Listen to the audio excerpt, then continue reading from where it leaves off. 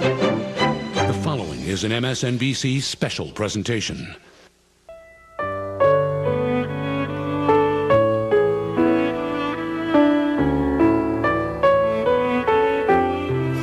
America is saying goodbye tonight to a man who spent 30 years doing almost anything to keep us up nights. Johnny Carson, who ruled network comedy as the host of NBC's Tonight Show, died today at the age of 79. His family was by his side when he passed away at his home in Malibu from complications of emphysema. Carson disappeared from the public eye 13 years ago, but all those years can't outweigh all those unforgettable moments when we went to bed still laughing out loud. Here's Josh Mankiewicz with a look at the life of Johnny Carson.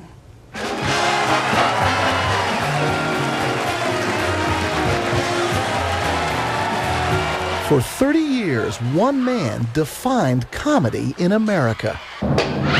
For 30 years, one man was the life of a nightly party. And the whole nation was invited. Here's Johnny! Night in and night out, Johnny Carson was seen more often and by more people than any other performer in the history of television. I diddle diddle. He was urbane, but never slick. I diddle diddle. How do you greet your diddle diddle in the morning? Witty, but never cruel. This group sounds like you went a little heavier on the nog than you did the egg. A walking, talking piece of American art polished to a high gloss. His producer for 22 years said Carson was quite simply the perfect television host.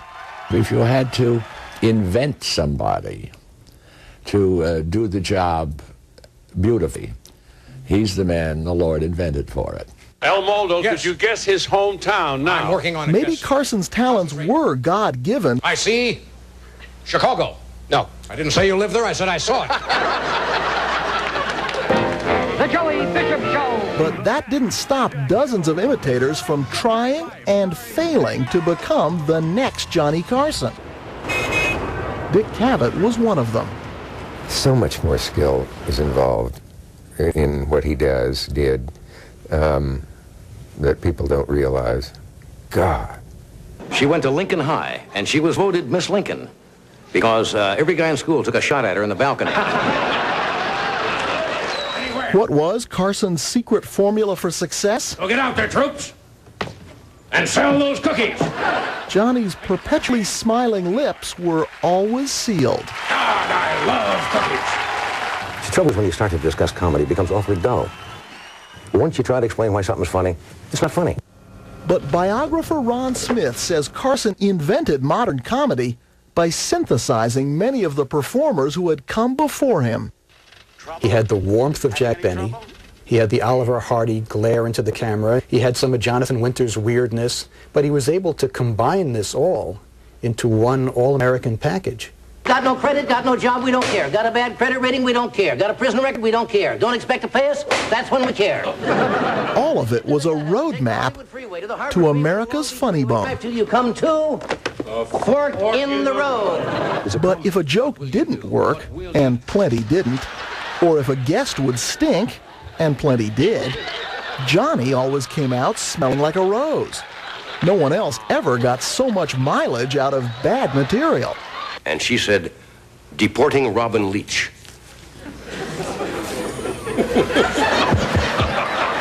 His bomb takes, as they're sometimes called, were so funny. Hello, 1, 2. Attention, Kmart shoppers. He made that an art form. It was really something all his own. But even when he laid an egg, Johnny was always NBC's golden goose. For 3 decades, no matter what shape the peacock was in, The Tonight Show always paid the bills, in some years earning more than 20% of the network's profits. You know who Gene Kelly is? Fred Astaire? No, I don't. Okay. John Travolta? Mickey Mouse. In all, he schmoozed with more than 20,000 guests on 6,500 shows. Johnny was as big a star as any who came to sit on his couch. He could hold his own with anyone. This is a little sleeping bird. Isn't that cute? He'd always get the most out of the not-so-famous. From the very old... Look at this one, Johnny.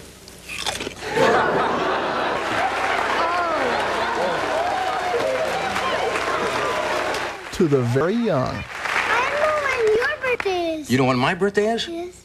When? October 23rd, 1925.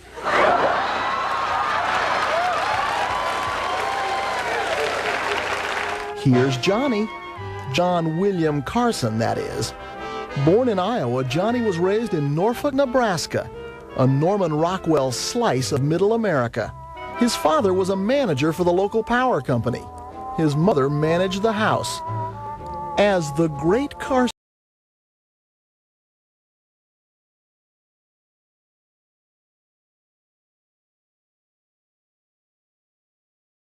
and a degree from the University of Nebraska thanks to the GI Bill, Johnny got in on the ground floor of something called television. My name's Johnny Carson.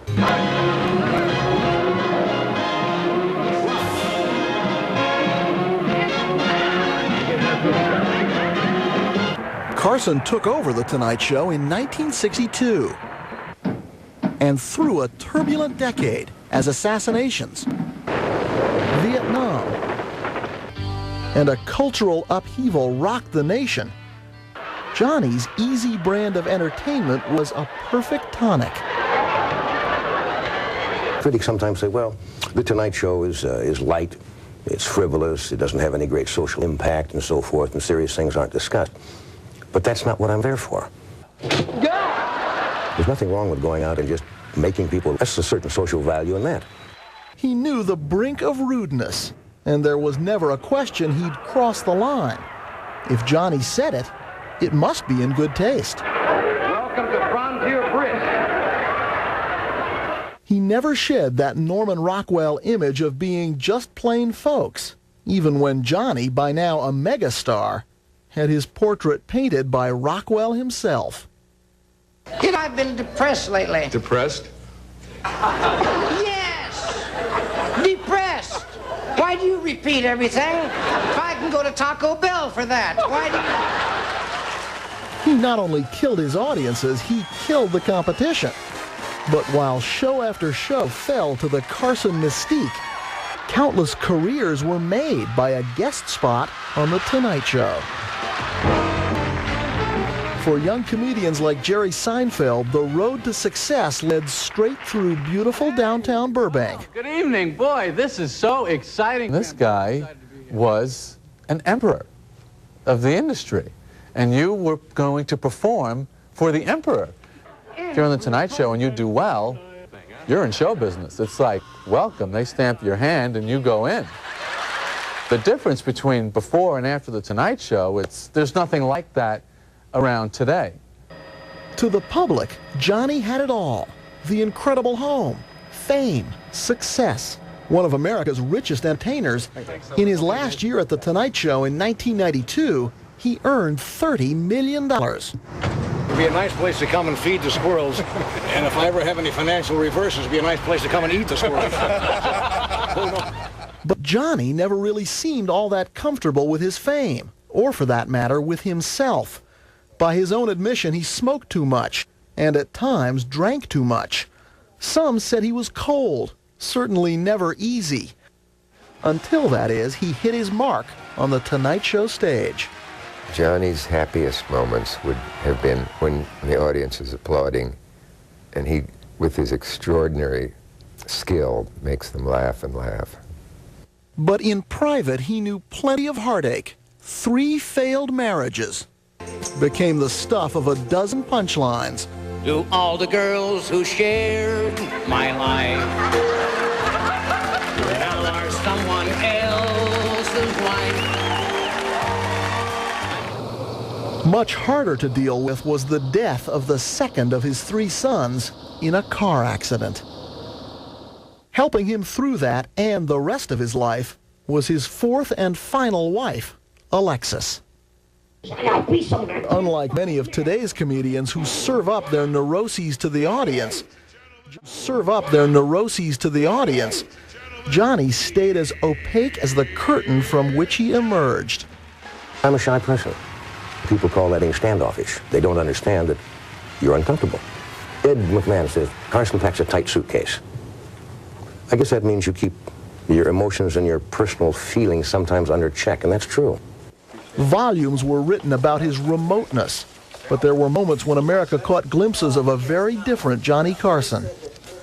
After a trip home to Nebraska, Johnny told Dick Cavett about a reunion with an old teacher and driving a car his father had owned 40 years earlier. And as he told me this, he began to tear up. We were also conditioned to think that he had no feelings somehow. He's very sentimental, and very much of Nebraska was never removed from Johnny. If it was an act, he was playing himself, and somewhere along the way, here's Johnny! He and his show became one legend. When he decided to retire after 30 years, it was front-page news. Even at the end of his career, he had perfect timing. 30 years is enough. Good time to get out while you're still on top of your game plan. You know, you're still working.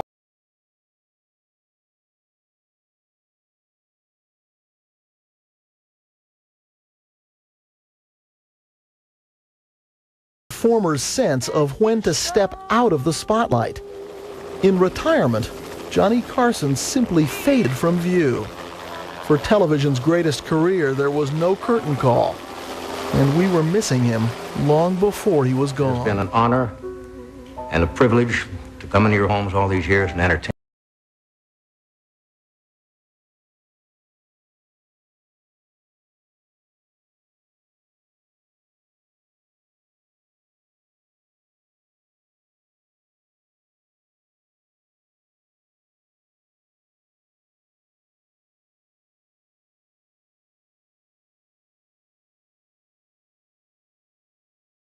And when we come back, a rare interview with a very private Johnny Carson, plus more great moments from our nights with Johnny.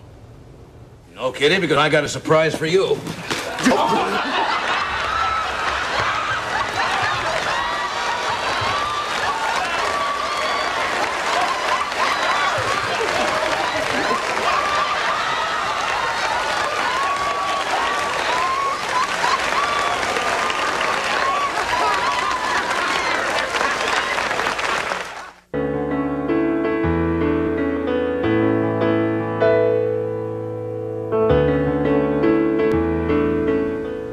Johnny Carson's death today came as a surprise to his millions of fans who had heard so little of him over the last decade or so. A shy and discreet man, he didn't like talking about himself.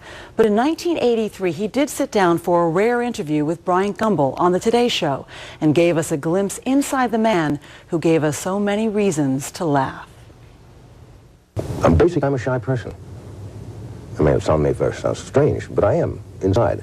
I find large groups of people difficult to deal with. If I go in where there are 100 people in a room, I feel very uncomfortable. But I felt that way before I was ever on television, so that's nothing new to me. When you're young, people call that being standoffish or being conceited. They don't understand that you're uncomfortable. So I probably hide a lot of that personally. But that doesn't mean that you're hostile, that you're cold. And Ed McMahon says, Carson packs a tight suitcase. I read that. I guess that means you keep your emotions and your personal feelings sometimes under check, and that's true. He said you have difficulty showing your emotions. Probably, yeah. Pretty true. I don't like to be interviewed, strangely enough. I told you this before the show. I don't know why. Make you uncomfortable? Just a little bit, yeah. Because I guess I'm private, and sometimes I think, well, maybe I'm saying things I shouldn't. For that reason, do you find yourself sometimes saying, no, I'm not going to ask my guest that because I wouldn't want that? Oh, no, that's different. That's different. The way I treat them, no, sure. No. Just do as I say, not as I do. You got it. No, whatever will work. I try not to ask questions that I think will embarrass people. I've had people come on and say, hey, don't ask about my marriage. Don't ask about so-and-so. And I respect that. I understand if it's causing them some kind of personal problems, because we've all had our little personal problems along the way. And if somebody says, sets the rule, oh, come on, but I don't want to be asked about so-and-so, you either respect it or you don't have them on. But I don't think it's fair to bring somebody on and then slip them a curve and make them look bad. Because the show is only what it is. And if the guest looks bad, the show looks bad. You want the guest to be good. You want to get some out of them. And you're not going to get them out if they're sitting there waiting for you to drop a bomb on them. Are you cognizant of how intimidating it is to be a guest in your program? You know, people tell me that, and I don't understand that. I really don't. You were mentioning a while ago when we were talking. You said you were on twice. You were on once with me, and you were on with someone else. Yeah. And you said you were uptight. I really was, and I don't get nervous. But see, I don't find myself intimidating. I think what it is, people have seen that show for so many years, whether I was doing it or anybody else. I remember when I went to do the show and replaced Jack Paar. I was intimidated.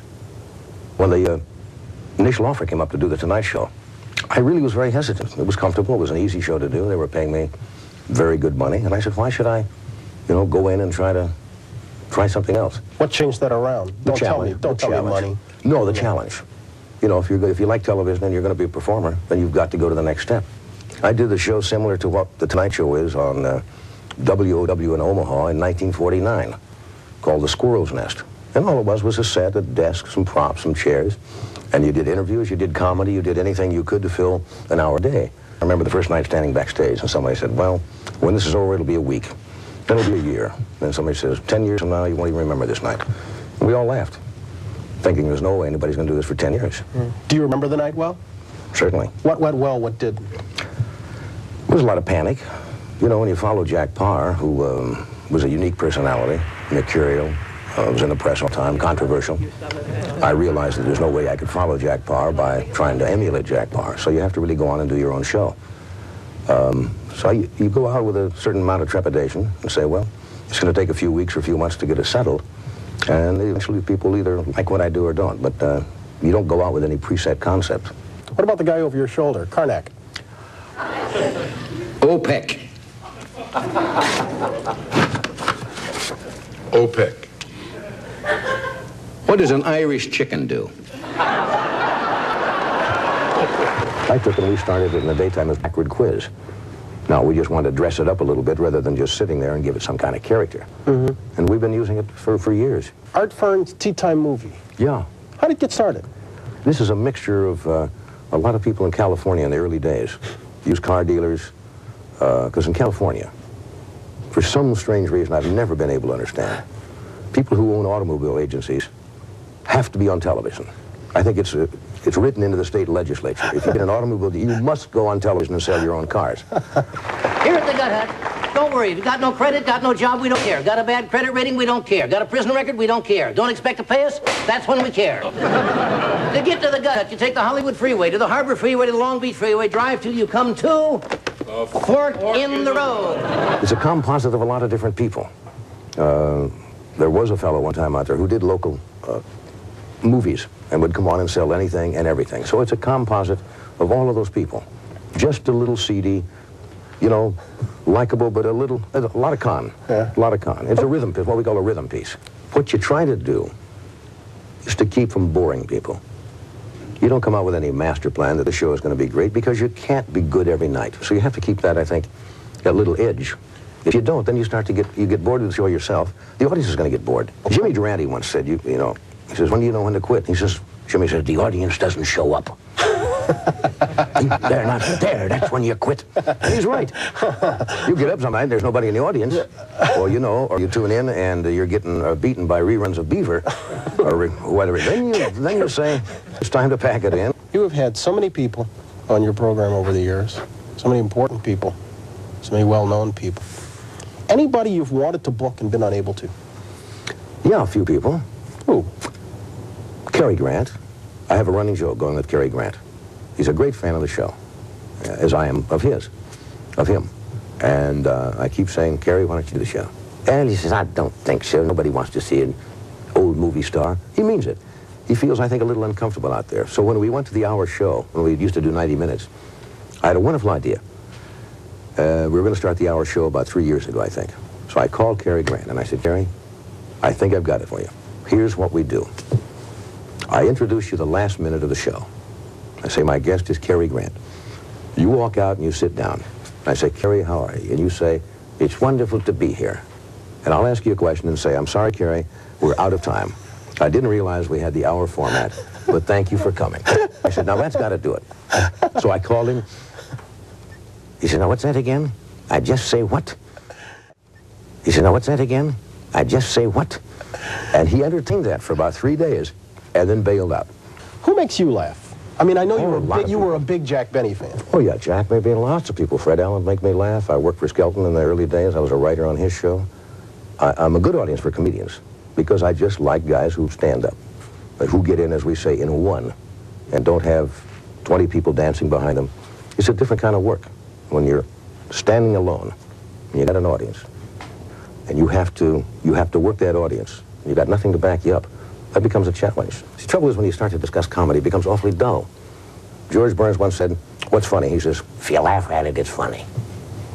It's as good as it can be described. What's funny to you may not be funny to me. It's all relative. When we return, our favorite moments, and there were a lot of them from The Tonight Show, with Johnny Carson. I can't sit and talk to people with an animal on my head.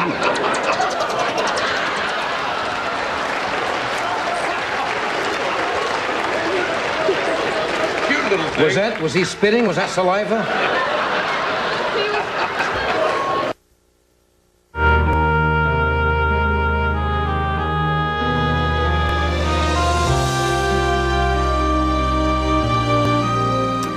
What's your favorite Johnny Carson moment? Tomahawks, wild animals, and little kids come to mind, but there are so many to pick from. However, if your memory is a little fuzzy, here's a look back at some of our very favorite moments from The Tonight Show with Johnny Carson. Right. All right. Right.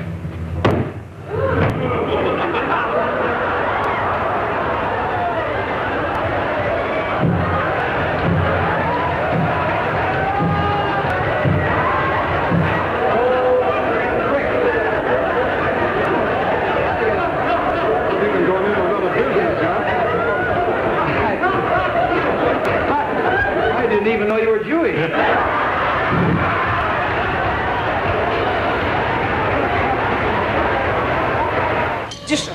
Just don't move. Now, don't you move unless I tell you.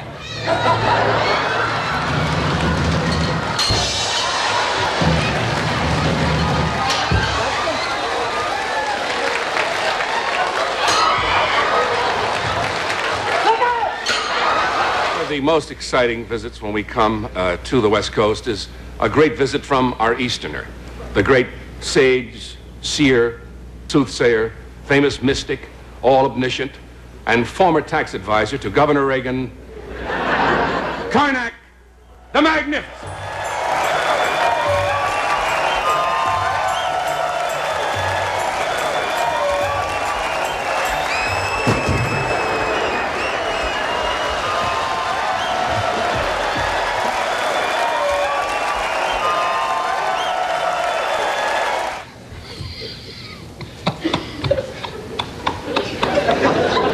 Karnak is attempting to divine an answer while you're sitting here, giggling. May I have silence, please? Yes.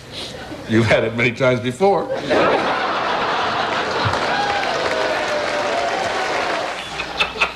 Dippity-doo. Dippity-doo.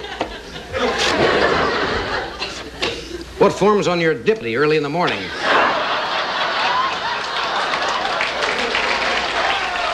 Hi, diddle-diddle. Hi, diddle-diddle. How do you greet your diddle-diddle in the morning? Hi, diddle-diddle. Piggly Wiggly. Piggly Wiggly. Describe Kermit's wedding night. You know who Gene Kelly is? Fred Astaire? No, I don't. Okay. John Travolta? Mickey Mouse.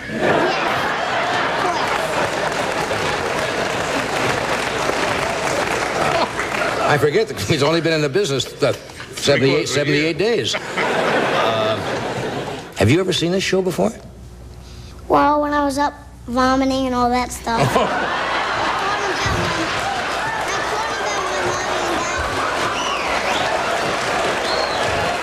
I'll tell you what I do. Now, I haven't done a lot for this, but do you like coins? Yeah. Okay, I'll show you how to make a coin disappear. All right? All right, and we got, you see this? That's a quarter, right? Yes. Now, if I take it and hold it, and I give it to you, would you hold it for me? Yes. Okay, here's what I'm going to do. Now, watch very carefully. Okay? Here it is. And you hold it. You like that? Want to see it again? Okay, now I'll take it over here. Now, you hold that one. Don't let it go. Yeah. It's right over here, in your ear. You like that? Okay. You How do ready? you make it really disappear? What? How do I make it? You get married. Well, how do you call the kitty? Kitty, kitty, kitty, kitty.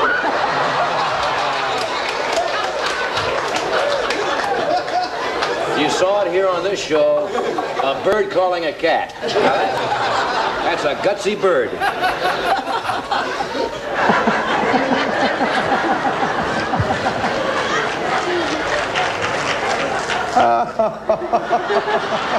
The monkey. How does the monkey go?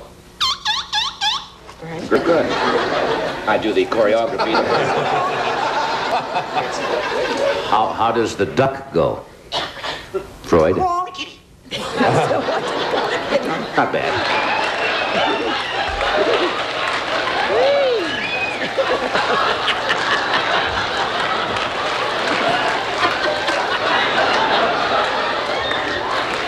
Little gift from his feathered colon there. But maybe he caught the monologue earlier or something. Okay. Okay, big deal. Don't drink that out of Ed's or you'll...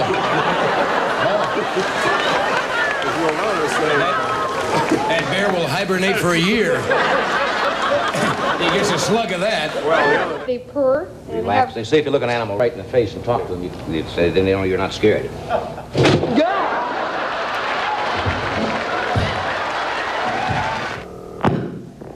Hello, this is Steve Martin. I'm away from the phone right now, so your call is being answered by an expensive telephone answering machine. Also, incidentally, my wife. So if you'll leave your message when you hear the beep, I'll be happy to call you back. Now that triggers the rewind. Shall I rewind it? Now it plays back all the messages you got. Well, Steve, this is Fred down in the garage. Yeah, we were able to fix that lighter. No problem at all. Cost about $8, I guess. Please call when you get in. Call? Steve, this is Jimmy Hoffa. Give me a call when you get a chance. Meow, meow, meow, meow, meow, meow, meow, meow. It's my cat. Steve, this is Trudy. Don't be embarrassed about the other night. It can happen to any guy.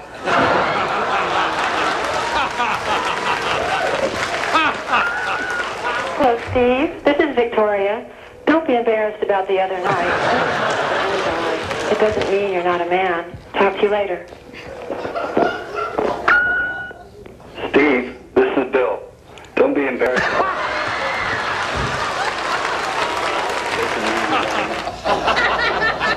You're very sexy. No. Excuse me? You're very sexy. You Very have sexy. hair on your toes. And a song in my heart. You will marry again a fourth time. I will what? You will remarry a fourth.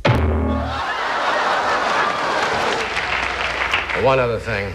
What's that? If I ever catch kleptomaniac Claude Cooper from Cleveland who copped my clean copper clappers from kept in the closet, yes, I'll clobber him.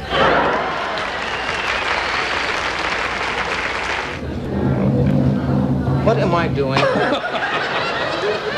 What the hell am I doing here? I just hit it easily first just to see what it, just, you know, kind of. You have to hit it right on. You hit right up, and all the way through, really quick.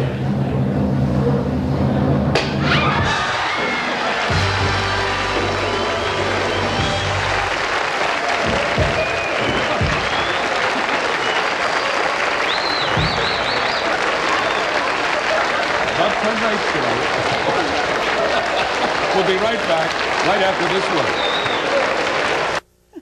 Comedian Don Rickles, a close friend, joins us next with personal memories of Johnny. Yahoo Serious. Yahoo Serious.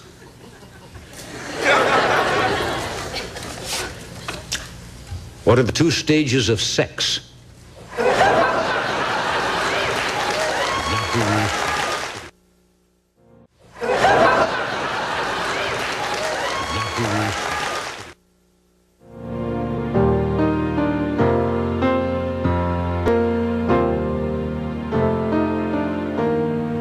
The tributes to Johnny Carson have been pouring in all day. He has touched the lives of so many people. Earlier today, Bob Wright, the chairman and CEO of NBC Universal, offered his condolences for the passing of a man he considered a friend. Mr. Wright wrote, "Johnny was a part of our NBC family for more than 30 years, long after his retirement in 1992, and he was a dear friend to both me and my wife, Suzanne." Mr. Wright also noted that Carson's professional and usually anonymous personal generosity launched the careers of countless stars and helped thousands of people. His death marks the passing of a show business legend and a man of warmth and sincerity. Also today, Johnny Carson's successor, Jay Leno, issued a statement saying that no single individual has had as great an impact on television as Johnny. He was the gold standard. Well, joining us now is a man who appeared many times on The Tonight Show with Johnny Carson, comedian Don Rickles. Don, good evening, and our condolences for the loss of your good friend today. Well, thank you, Ann. I know that you, I understand, saw Mr. Carson within the last 6 months. What do you want to say about how he was, how he looked? He was great. He was great, Ann.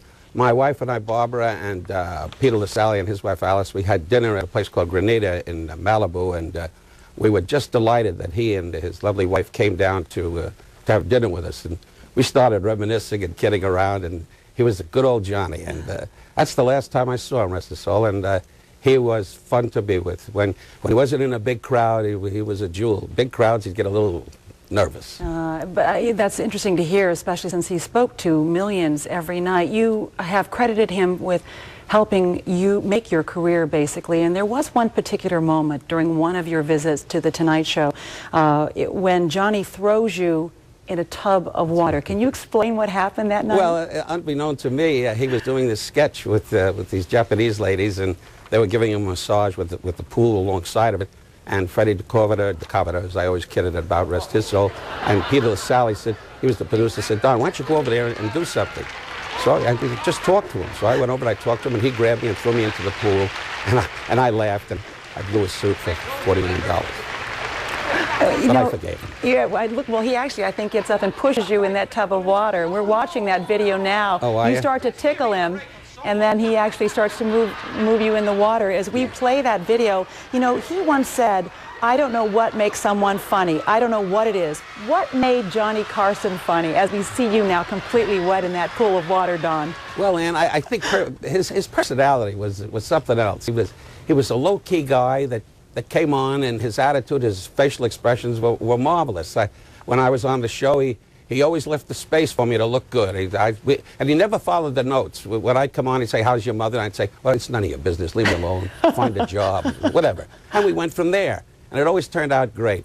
And even socially, he always had a wisecrack with me. And he was the kind of guy, if you gave him a hug, he was from the Midwest, the shoulders got a little tight because he wasn't used to that. But I broke him in. First thing you know, we were dancing together. Well, there, you're not buying curtains, however, together. Not that there's anything wrong with that. You know, I'll do the funny thing. Okay, all right. I won't even try. Tell me about what you think his legacy will be as a comedian. Many people, many very famous comedians say he really wrote the book.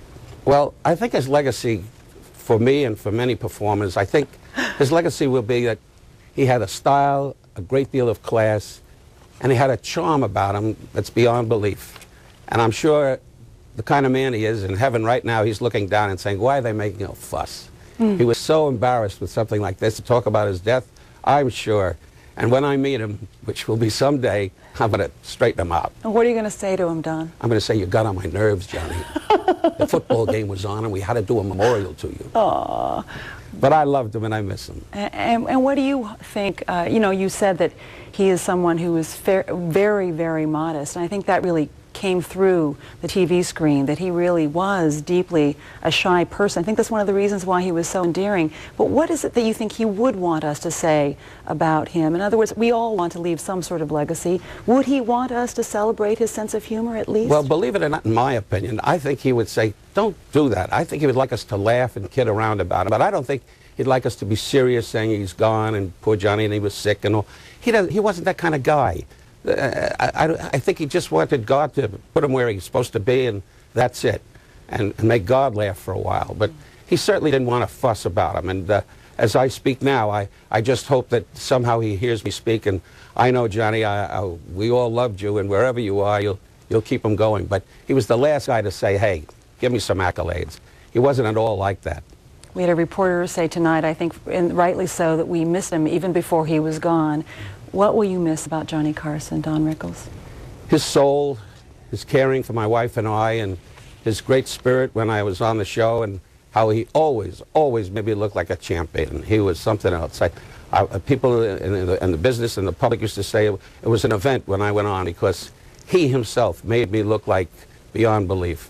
And no one can replace that.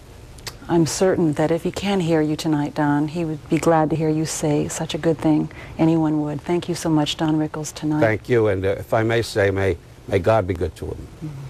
And I agree. And you can hear more about the life and laughs of Johnny Carson later tonight on MSNBC. And coming up, a bittersweet memory, a fond farewell. It only weighs about 8 or 10 pounds. She weighs about 10 pounds. I just said that. And it's a handful. I want to. Does she ever stop moving? she's fairly active right now. She sleeps a good part of the day. What's that?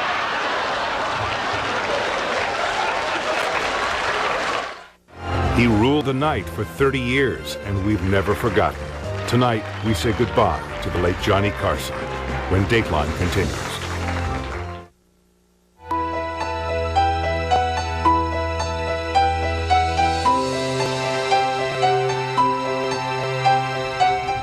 Tomorrow on Today, Johnny Carson's longtime sidekick, Ed McMahon, will join others in a fond remembrance of the man who was the king of network comedy. And for more memories of Johnny, visit our website at todateline.msnbc.com.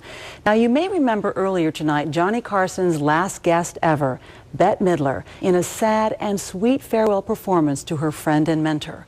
What better way to end our broadcast?